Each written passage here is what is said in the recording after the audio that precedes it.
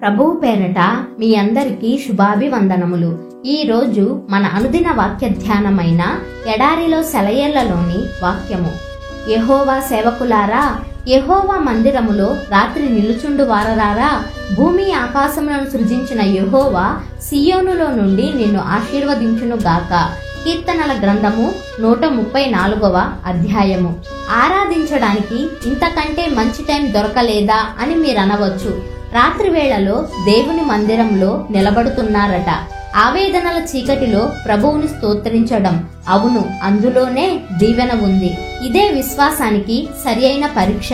నా పట్ల నా స్నేహితుడి ప్రేమ ఎలాంటిదని చూడాలంటే నా కష్టకాలమే తగిన సమయం. దేవుని ప్రేమ విషయం కూడా ఇంతే.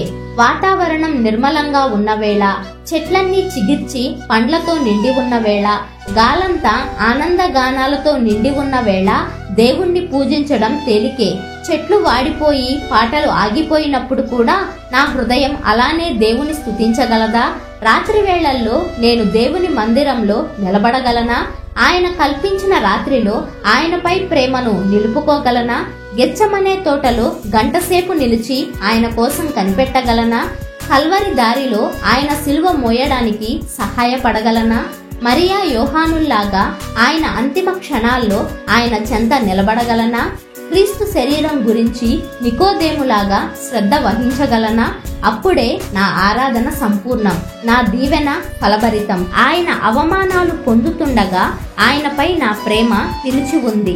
ఆయన నికృష్ట స్థితిలో ఉండగా నా విశ్వాసం ఆయనపై కేంద్రీకృతమైంది. ఆయన మారువేషంలో ఉండగా నా హృదయం ఆయన రాజరికాన్ని గుర్తించింది. చివరికి నాకు తెలిసింది, నాకు కావలసింది బహుమతి కాదు, బహుమతినిచ్చే దాత. రాత్రిలో ఆయన మందిరంలో నిలుచున్నానంటే ఆయనను నేను స్వీకరించానన్నమాట. శాంతి సమాధానాలు కాదు, దేవుడే నా గమ్యం. దీవెనలు కాదు, వాటినిచ్చే దేవుడే. నడిపించే బాధ్యత ఆయనదే, నాది కాదు. ఏమి ఎదురైనా, ఏ దారైనా దేవునిలో గమ్యాన్ని వెతికింది విశ్వాసం. గమ్యం చేరుస్తాడని నిరీక్షించింది ప్రేమ.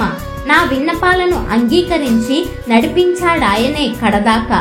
చీకటి దారైనా, భారమైనా, దూరమైనా, చెల్లించవలసిన ధర ఎంతైనా, గమ్యాన్ని నేనెలా చేరగలనో నేర్పాడు.